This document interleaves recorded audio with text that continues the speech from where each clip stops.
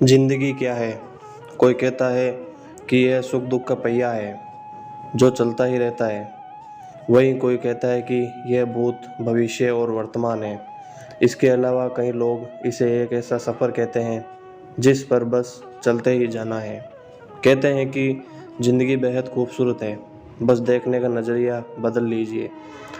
कुछ लोगों को लगता है कि सिर्फ उन्हीं की ज़िंदगी में दुख है। इसके चलते वे ज़िंदगी को खुलकर जीने के बजाय अपना वक्त दुख में काटते हैं। जीवन एक ऐसा सच है, इस बात से कोई मुंह नहीं फेर सकता।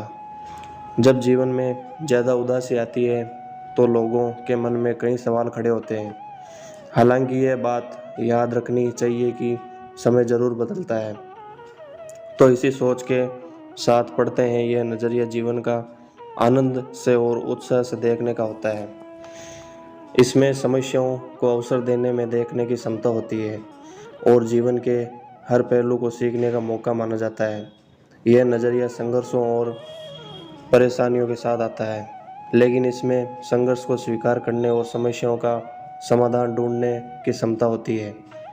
इस नज़रिए में व्यक्ति अपने वर्तमान स्थिति से संतुष्ट होता है और चाहे जो भी हो वह खुश और प्रसन्न रहता है। इसमें व्यक्ति के नज़रिए को समाज और सामाजिक संबंधों के साथ जोड़ा जाता है।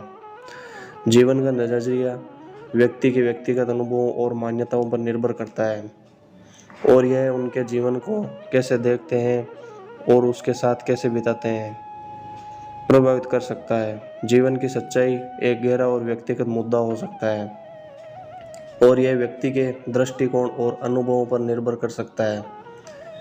जीवन की सच्चाई कुछ बातों को झुठला सकती है। जीवन में संघर्ष और समस्याएं अनिवार्य हैं। ये हमें मजबूत और सशक्त बनाने का मौका प्रदान करते हैं। जीवन में खुशी और दुख दोनों होते हैं। ये दोनों हमारे अनुभवों का हिस्सा है और हमें बढ़ने और सीखने का मौका देते हैं। जीवन में कुछ अस्थायी होता है और हमें यह समझना होता है कि सब कुछ हमारे नियंत्रण में नहीं होता।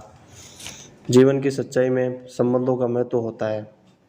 जीवन से जुड़ी एक कहानी याद आ गई तो आपको सुनाता हूँ।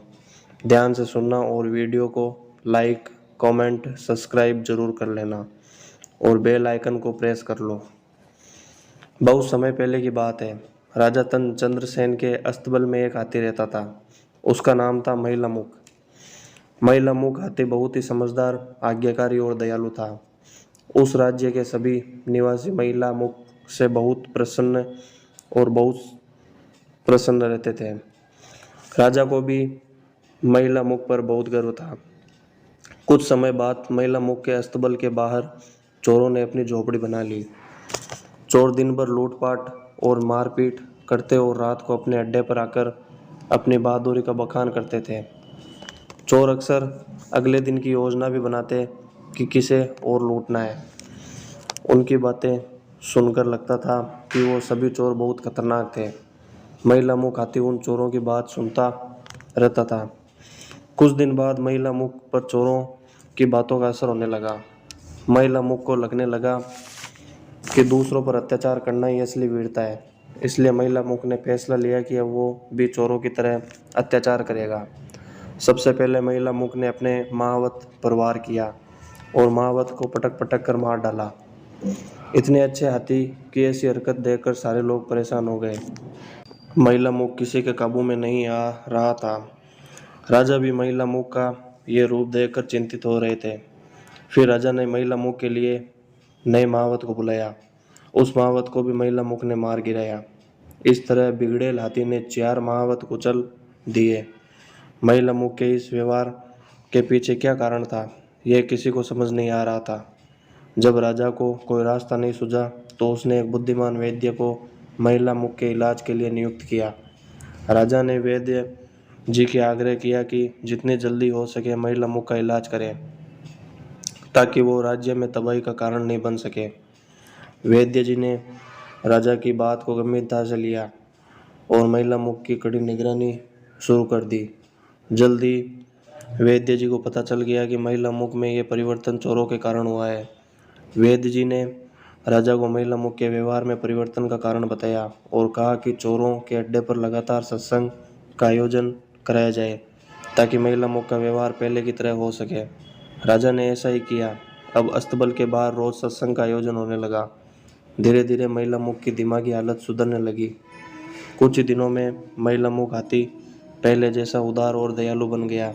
अपने पसंदीदा हाथी के ठीक हो जाने पर राजा चंद्रसेन बहुत प्रसन्न हुए। चंद्रसेन ने वेद जी की प्रशंसा अपने सभा में की और उन्हें बहुत से उपहार भी प्रदान किए।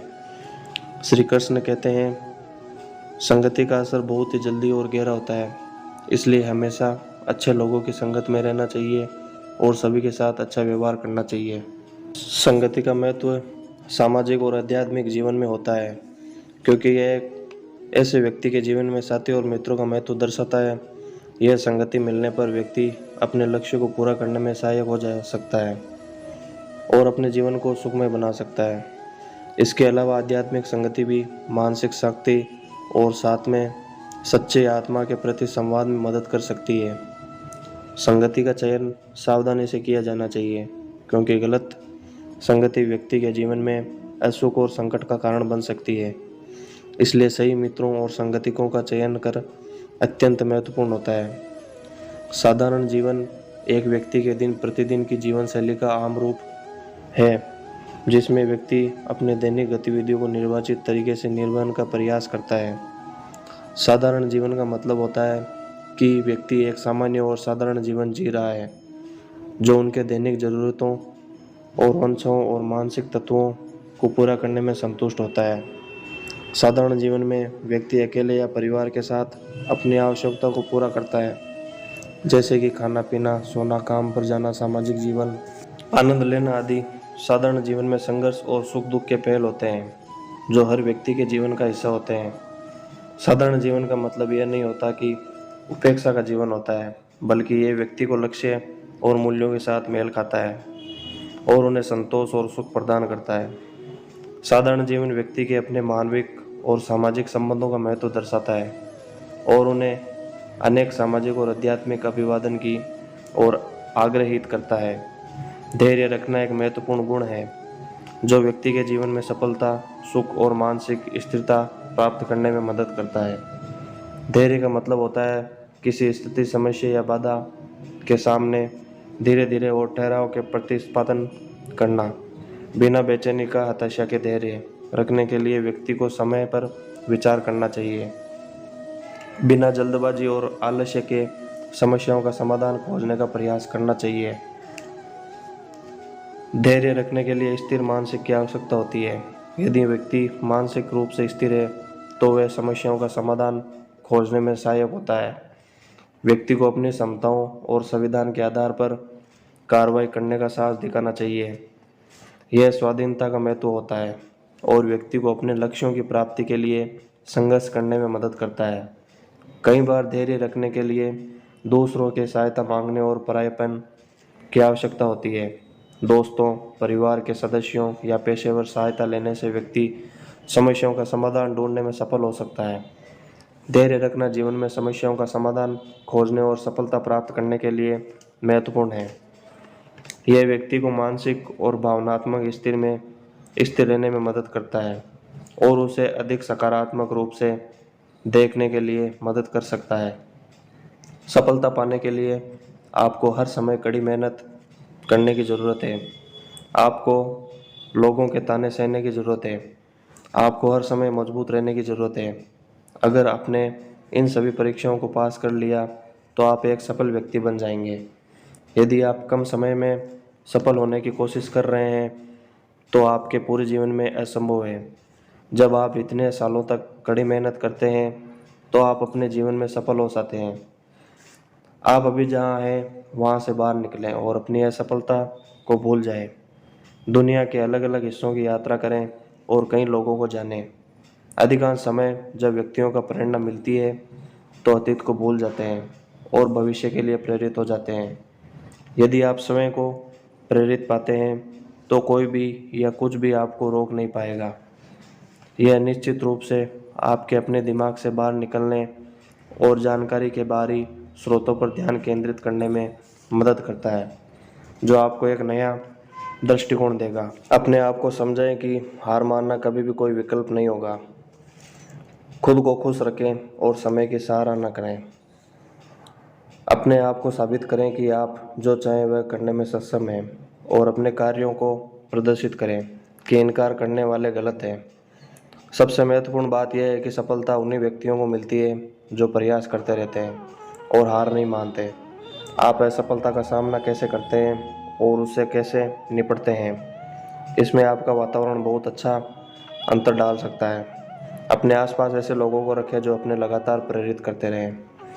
आपका दिमाग तनाव और चिंता से जूझ रहा है, इसलिए एक ऐसा बोझ ना उठाने का सबसे अच्छा तरीका सकारात्मक लोगों का साथ लेना है। हमारे जीवन में कुछ चीज़ों की अन्य चीज़ों की तुलना में अधिक प्राथमिकताएं हो सकती है। एक बार जब आप विश्लेषण कर सकते हैं और प्राथमिकताओं को समझ सकते हैं तो आप अपने काम को सरल बना सकते हैं और सभी चीज़ों को आवश्यक समय दे सकते हैं।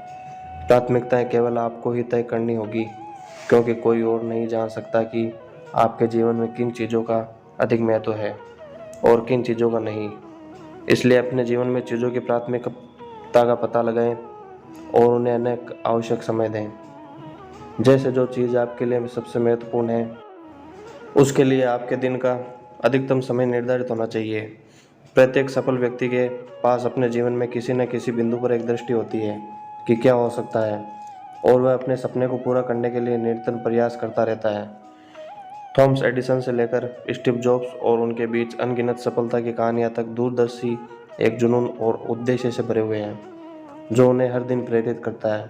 जो लोग अदूरदर्शी हैं और अपने प्रयासों के भविष्य के परिणामों, अच्छे और बुरे दोनों के प्रति बेपरवाह हैं, उनके असफल होने की संभावना उन लोगों की तुलना में अधिक है जो अपने दृष्टिकोण में विचारशील और बोधमय हैं।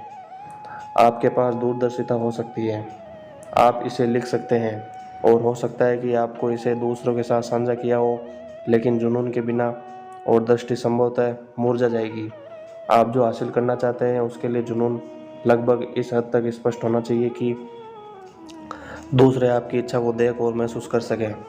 मुख्य बात यह है कि आप दृष्टिकोण को कैसी चीज़ से मिलाएं जिसके बारे में आप वास्तव में भावुक हो सकते हैं। कुछ ऐसा जो आपके प्रत्येक कार्य दिवस के हर पल व्यस्त रखेगा और आपको उस सफलता के एक कदम और करीब ले जाएगा जिसकी आप व्यक्तिगत इच्छा रखते हैं। कई लोग के पास दृष्टि और जुनून होता है, लेकिन पाठ्यक्रम में बने रहने के लिए आवश्यक आत्म अनुशासन की कमी होती है। अनुशासन का जीवन जीने का दर्द जो हो सकता था उसके लिए पछतावे के दर्द से कम है। जो लोग आत्म अनुशासित होते हैं वे खुद को अपने कदमों को जारी रखने में और प्रतिकूल परिस्थितियों के बीच बने रहने के लिए प्रेरित करते हैं। अपनी अधिक बुनियादी इच्छाओं और वृत्ति पर दृष्टि इच्छा शक्ति का जोर देते हुए हार मान लेते हैं या उस पल में किसी और अधिक आनंददायक चीज़ पर ध्यान केंद्रित करते हैं। यह अपेक्षित आत्मनियंत्रण भावनाओं, व्यवहार और इच्छाओं को सफलता का पुरस्कार प्राप्त करने और महत्वपूर्ण रूप से विफलता की सजा से बचने की दिशा में निर्देशित करेगा। जीवन से जुड़ी मौखिक बातों का उल्लेख सुनने के लिए हमारे चैनल को सब्सक्राइब करें।